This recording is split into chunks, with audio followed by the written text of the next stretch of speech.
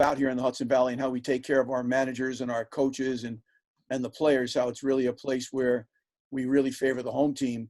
So I assume other guys are giving you the scouting report and telling you that you were going to enjoy it. Yes, when I got the job, first person I texted was Blake. Blake and I have been roommates for the past 2 years, and it extended. And I texted him, and the first thing he says, "Man, you're gonna love it. You're gonna love it." And next person I texted was Albie, and Albie said the same thing. So as soon as they text me that, I also texted Tim Parrington, and they all said the same thing. They said, "You're gonna love it. It's great. You guys get a great fan base every night. It's something to look forward to." So hopefully I'll get a chance next year.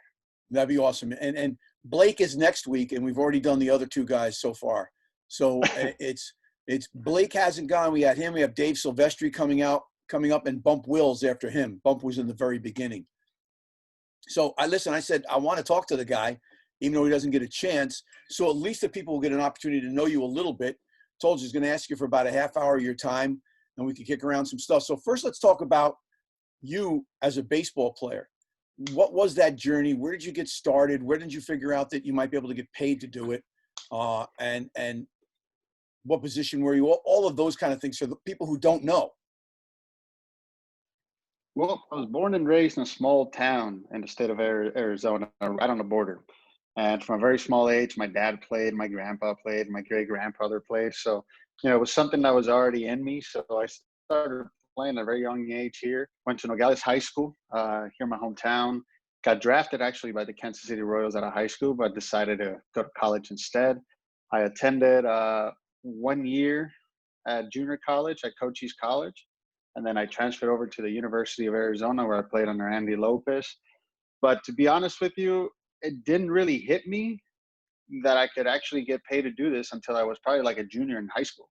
At first I was just playing it because all my buddies were playing it, and it was a lot of fun, and we got to travel and do travel ball and all that stuff. But when I was a junior in high school, that's when it hit me, when I started getting letters and phone calls, and people started coming up to me and talking to me. And I was like, man, I can do this in college. But my dream was always to play at the University of Arizona. It wasn't, to play pro. If I got a chance to play pro, it was great. But my goal was to play at the University of Arizona, and luckily I was able to do that.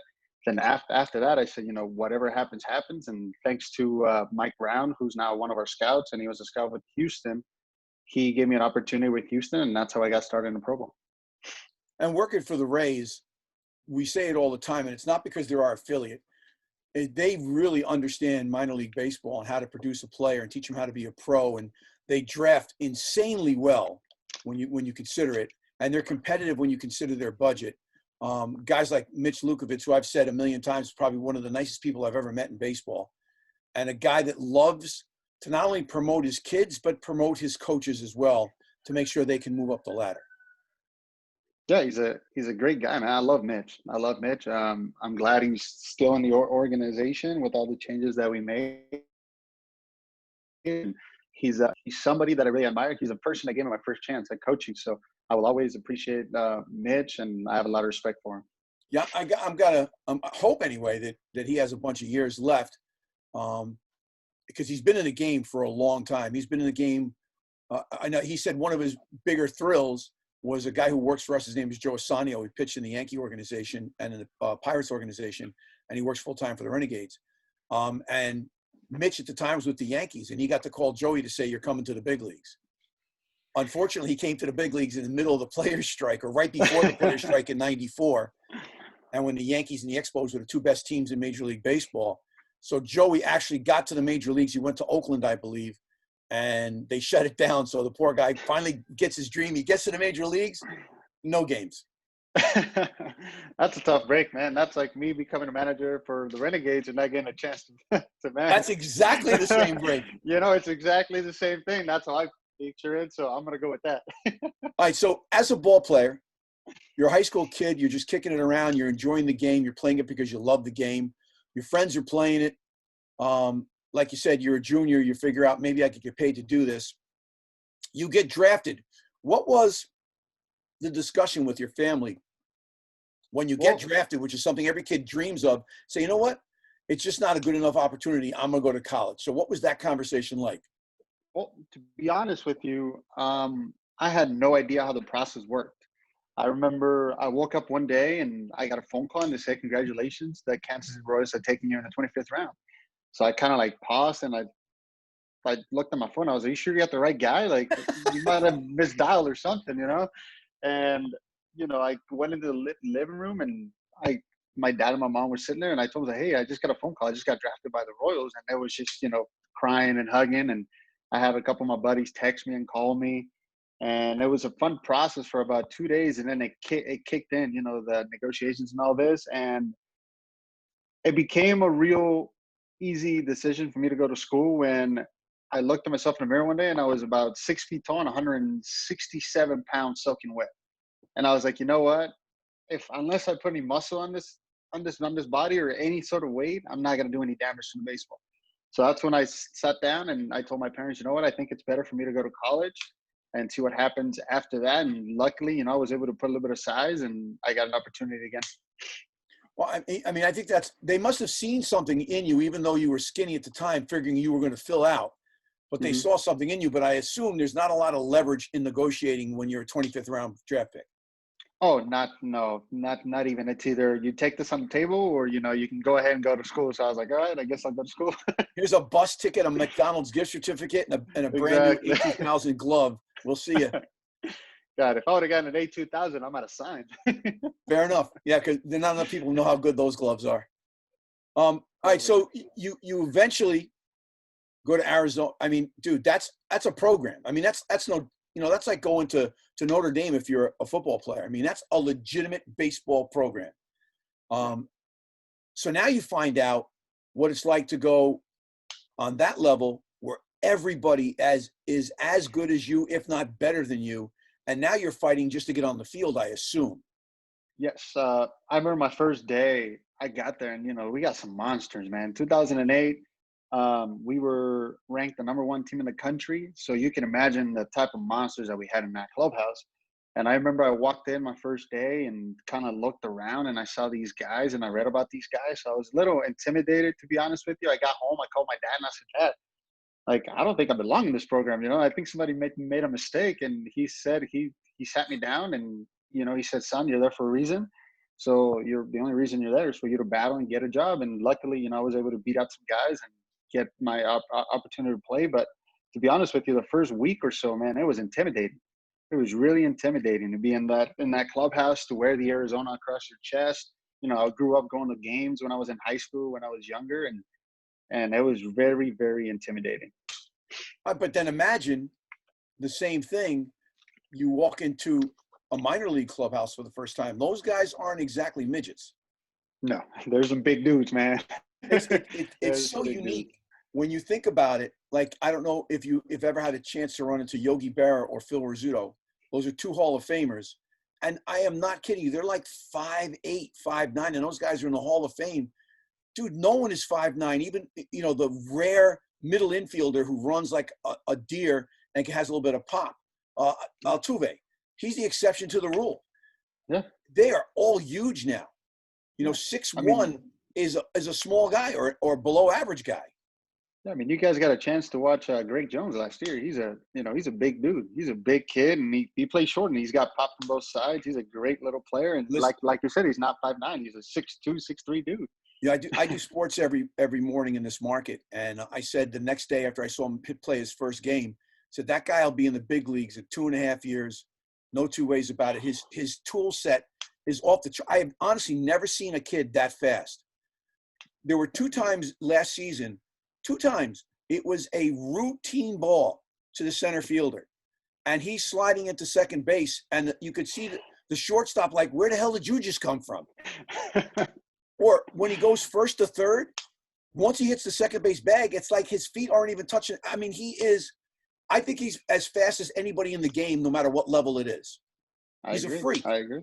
I agree. I was excited to watch him play there in instructional league last year, and Blake and those guys told me, "It's like, yeah, it doesn't look like he's running, but he's like a 3-5 down the line." And sure enough, he had a ground ball, and it looked like he was just jogging, kind of like a Sunday walk at the park. And next thing you know, you would look at your clock, and it's a 3-7, 3-8. I was like, "Dang, man, this dude can run.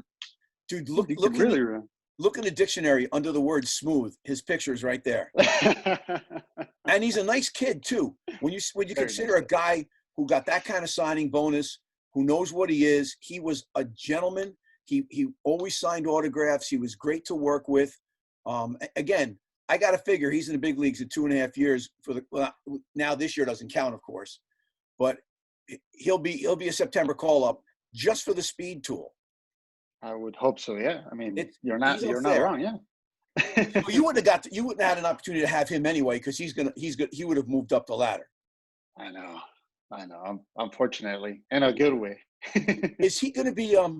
He wasn't added to their 60-man roster, was he? I don't believe so. No. So they're going to protect him for a while longer. I would hope so. Yes. Don't let that kid get away. All right. So he's that kind of player. You played Arizona.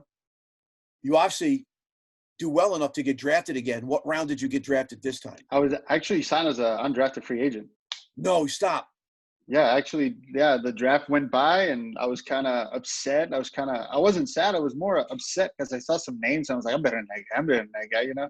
And a couple of days afterwards, I get a phone call and they asked me, hey, you be interested? And I said, yeah, I mean, as long as you give me a uniform and I'll be ready to play. So luckily, I got a chance and I'm going to say that I took advantage of it and I was able to reach a AA level as an undrafted free agent.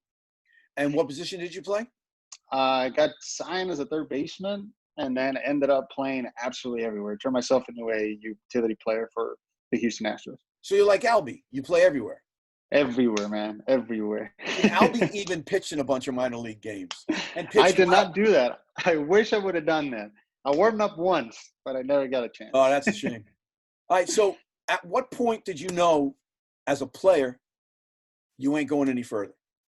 I think it was when I turned maybe 26 and I was barely getting in AA. That's when it finally hit me. I was like, you know what? I mean, I'm going to enjoy this for as long as I can. I'm going to keep doing it as long as they want me to come back.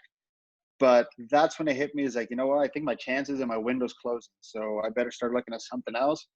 And sure enough, I want to say it was 2013 in the month of June, I got released.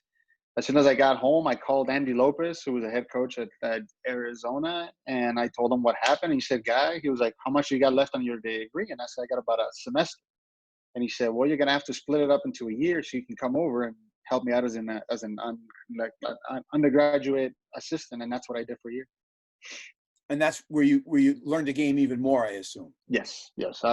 I sat right in front of him and I peppered him with questions. I wrote stuff down. I even have a couple of notes that I wrote from him, and the way he ran practice, the way he was, he talked to the players, and the way he did all his drills, and it was a really fun learning experience. And just being on the other side of seeing, kids get a little yelled at, other than you getting yelled at by them, it was kind of nice.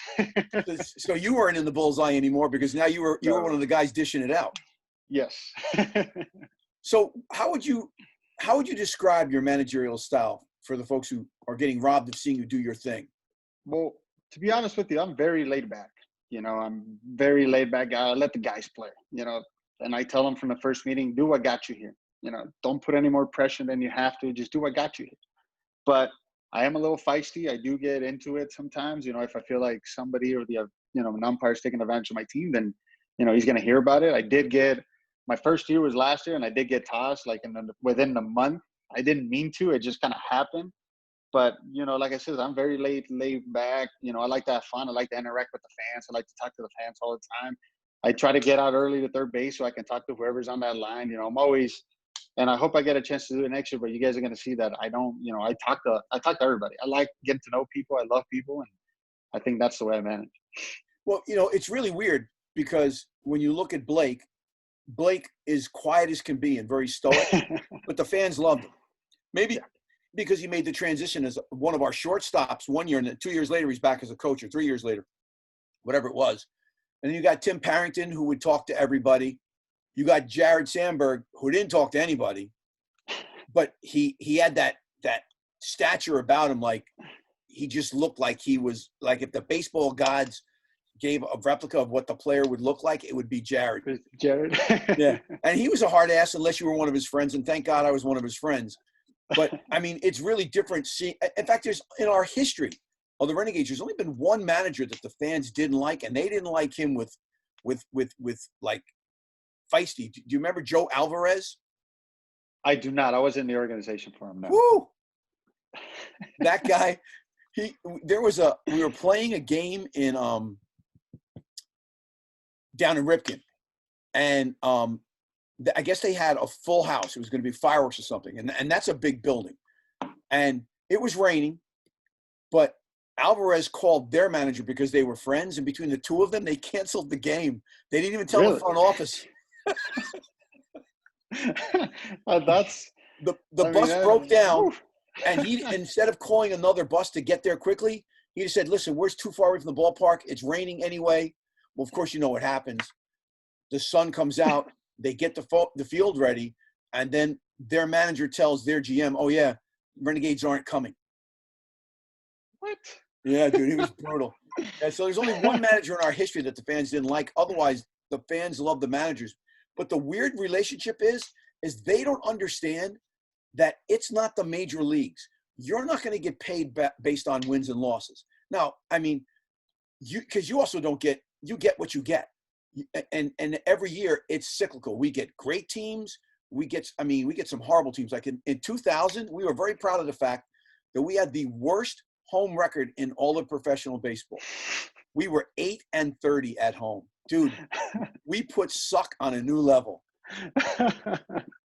It was brutal. There were times when we had more errors than hits and runs combined, at least 4 times that season. Jeez. We were god awful. But the people still love the manager because the manager was great, but they don't understand that your job is not to make those guys go 76-0. Your job is to teach a culture of winning while you're teaching them how to be a professional. So now that you've been a professional manager for a year, what does that mean to you, teaching them how to become a professional? I mean, some of these guys, last year was a very eye-opening experience because I had to deal with a lot of kids who was the first time that were away from home. Some of those guys were the first time that they were in the United States. They didn't speak the language. Luckily, I'm fluent in Spanish, so I was able to relate to them and kind of guide them through a couple of things. But it was really eye-opening because the baseball part is something that last year came, I don't want to say second, but the first thing that we need to focus on is getting these guys comfortable in the States, getting these guys comfortable, getting these guys to understand the way of living, getting these guys to understand that, how to live in the apartments, how to do, how to dress properly, how to get to the ballpark, how to be on time, how to do right. And then on top of that, to teach them how to play. So are you still there? You're frozen. This year was really there you go. Excited for me to get some guys that had some experience, to get some guys that went to programs, to get some guys that had a little college experience. And I was looking forward to teaching them, how to properly pack a bus, because these guys know how to play the game a little bit, but they don't know how to pack a bus. They might not know, when you get into the hotel, you got a roommate, how to behave with them and how to come out, what time we're leaving, teach them the times, teach them all those little things, how to play in front of fans. Some of these guys went to some programs that might have not had fans. So I was really looking forward to all that stuff. I actually talked to Blake and he said, you know what, you're gonna teach the game a little bit more than you're gonna have to teach the outside things, like I did last year in the Golf Coast League. So I was looking forward to teaching the game, looking forward to teaching them the Rays way and how to go about it and how to be a professional and how to look professional on the field, on and off the field. All right, so I just got a question, and I didn't know this, and shame on me for not knowing this. You played for the Valley Cats? I did. I did. Oh man, that is our absolute hated rival. I did. We don't hate the players. We hate their fans. They hate us. There's nobody I would rather beat in the whole New York Penn League, nobody, than the Valley Cats. So what year did you play for them? I was there in 2011. I believe Jared Sandberg was the manager. All right. So when Jared Sandberg was the manager, you guys had a ball boy who wasn't a boy. Charlie Constantino. Yeah. So he would come in year after year and he would sprint to get every foul ball. And we had a kid who was a sophomore that was a bat boy who was a football player at one of the Catholic high schools here. And he was a safety. So he was fast and he was mean and a tad crazy. So in the first game of the homestand, Charlie beat him to every single ball, and then he would woof at the kid. Like he would actually talk smack to the kid. And I said on the PA, don't you let him do that. That's our house. You get the ball the next time. And the fans start booing Charlie. And so the next time they come out, Charlie goes to grab the ball, and this kid hits him at 110 miles an hour, takes his legs out like a perfect crossbody block. He picks up the ball, looks at him, and then spikes it down on him and says, not in my house. And the fans went nuts. It was awesome. But that fat guy who goes Los Gatos or whatever he screams all game long for you guys, he started cursing. The cops had to come down to his seat to calm him down. There's like 4 or 5 other fans. In one of our playoff games with you guys one year, some old man, he had to be 70 years old, got arrested because he just lost his mind. He was cursing at everybody. He was throwing beer at people. Oh, my God, dude. So when someone texted me, said he played for the Valley Cats, I'm like, oh, no, he played for the villains. He was for the dark side. So were there any problems? No, to be honest with you, that was what I was looking forward to the most. Obviously, to be able to manage at that level, but I was really looking forward to go to the Joe, just because I was going to wear a different uniform, and I just wanted to see their reactions, see how they were going to react. Obviously, there's still some fans that shot me a text, and, congratulating me when I got the job, but I just wanted to see what they were going to do when I jogged out of the first base dugout. I'm pretty sure they're still on the first base dugout, and I stand at third base, and I just wanted to see what they were going to do, man. I was excited for that. Well, listen, if you were one of theirs, even though you're wearing that uniform, they would have been fine with you. It's just that, dude, it is our biggest rivalry by far, not even close. People think we should be like that with Brooklyn or we should be like with Staten Island. No, it is the Valley Cats. Nobody we'd rather beat. Nobody. I think you guys were in the finals in 2012, right? Yes. That's when you guys won it for the first time. You guys had one of my teammates, Joey Rickard, was on that team. Yeah, he's in the big leagues. Yeah, he was my teammate in college for a year. Yeah. That was. Did we beat you guys that year? Yes. I was in Double A when Joey Rickard was a national champion. Then he went to play for you guys, and he won it again. So I shot up my text. I was like, "Damn, dude, winners win." I was like, "Guess He was a great kid too. But that's the year the guy got arrested. The old guy got arrested. That was a year. Of course, I didn't help it by saying, enjoy your bus ride home, losers and hillbillies and hicks. Oh, dude, I flamed the fire as much as I could, too. Because I'm all about the guys in the first base dugout. I don't care what the guys in the third base dugout think. It's all awesome. Renegades all the time. That's awesome. All right, so before I let you go, what is it that the fans are not going to get an opportunity to see this year? Like I said, Blake was very stoic. He got stuff done. When he smiled, he lit up the room. He didn't smile often, but when he did, you knew that something was funny or something good happened. Tim Parrington, he was just a good old boy. Like I said, Jared was the man. He was the Mount Rushmore, a walking Mount Rushmore. So what would your style have been? What are they going to miss besides talking to the fans? I've been blessed to play under some good managers, to play under some good college head coaches. And I've been blessed to take a little bit of things from here and there. I actually worked with Jared back in 2017 when Albie became the manager. I was the one that replaced Albie in Durham. So I've been able to take a couple things that I like from every manager. Stubby Clapp, who's now the first base coach for the St. Louis Cardinals. Rodney Linares was my manager. So I've been able to take bits and pieces from them. And I think to answer your question, I'm very unique and I'm very upbeat.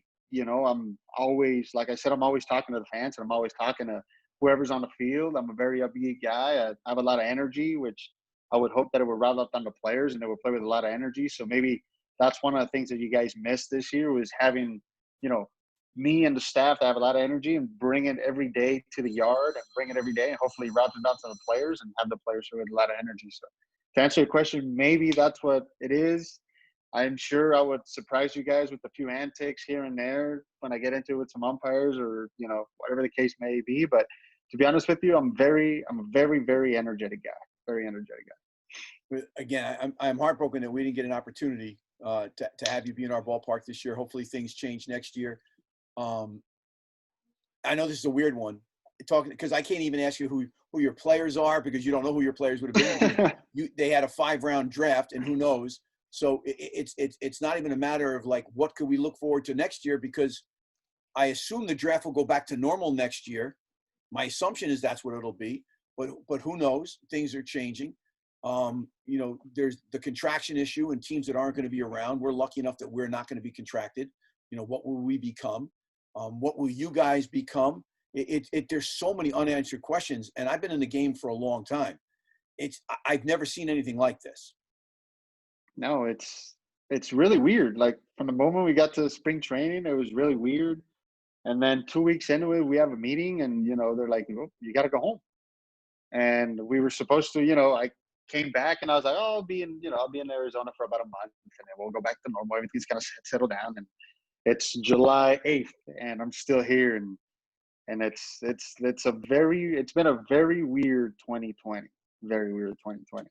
Do they have any plans for you for instructs or anything else moving forward? Will they do instructs Um, this year?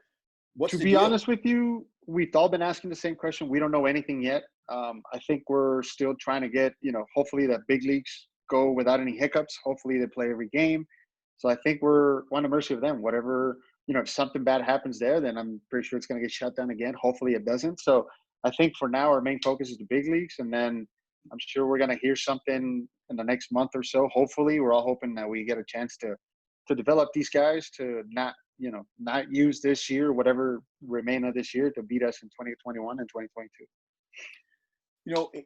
It's a weird scenario with the guys trying to ramp up again and get ready to play Major League Baseball, even though it's only 60 games.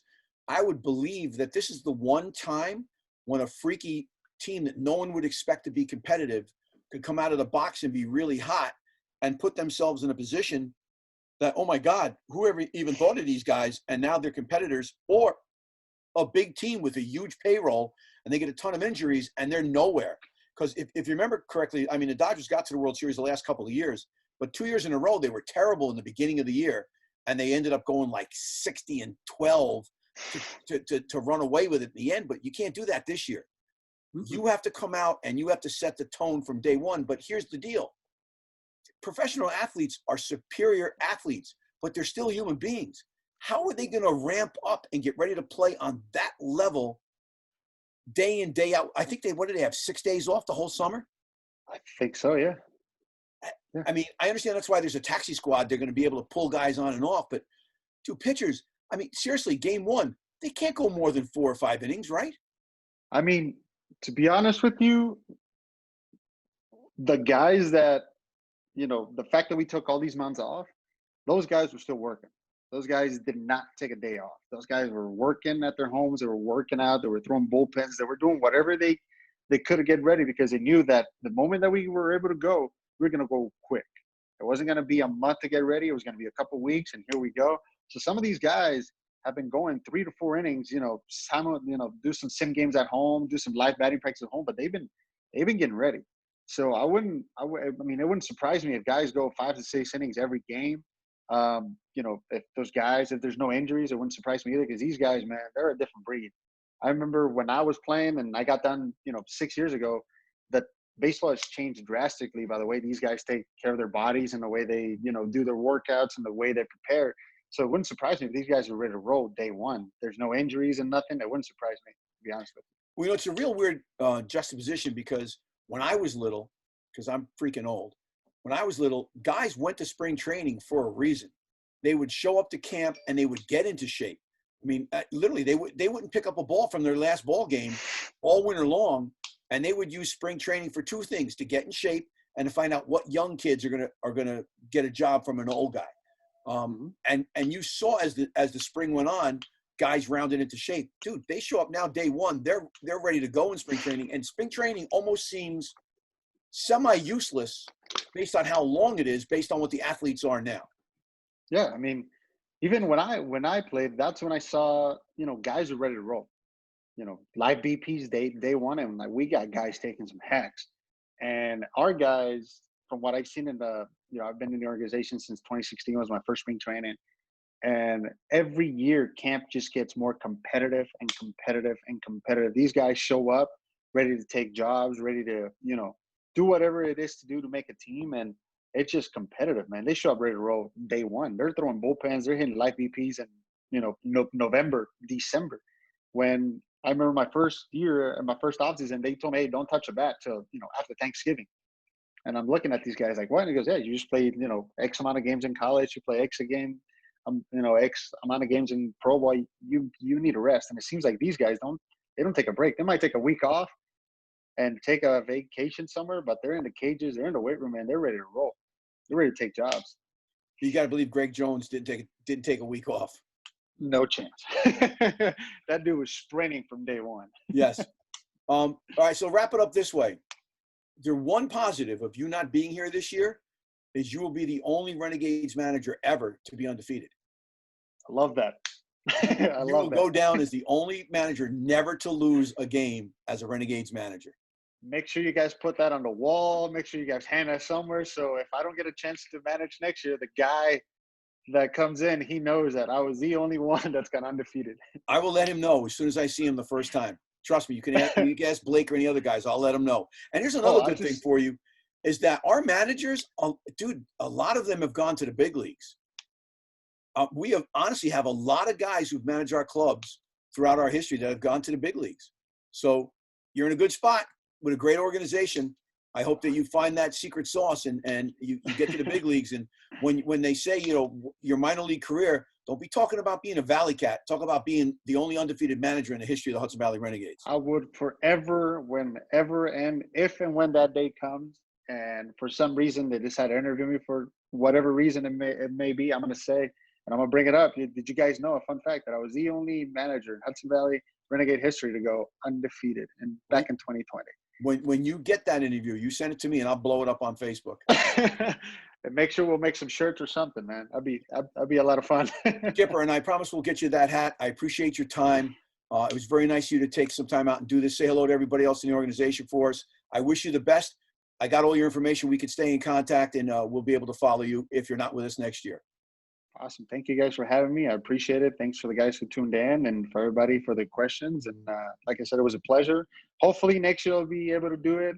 Hopefully, we'll go undefeated again next year if I get a chance to do it. Attaboy, get us another ring. We'll get you guys another ring. I mean, that's one of the things the staff and we talked about. It's like, man, they've gotten to the playoffs 17, 18, and 19. I was like, it's a little bit of pressure for us to show up and do the same thing, Well, it's all about what players Mitch gives you, in all fairness. True. That was one of the things that crossed my mind. I was like, Albie showed up, went to the playoffs, won a ring. Blake has gone back to back to the playoffs. I was like, I can't screw this up. I can't be that guy. I cannot be that guy. You don't want to be that guy who managed in the year 2000. But when we had the worst record ever. Yeah. All right, man. Be safe. Be well. Thank you again. You too. Thank you, guys. All right. Good night, everybody. I hope you enjoyed it. Next week it is Blake. We can't wait to talk to him again. There you have it. Good night. Try safety. God bless America. I'm the Zoles.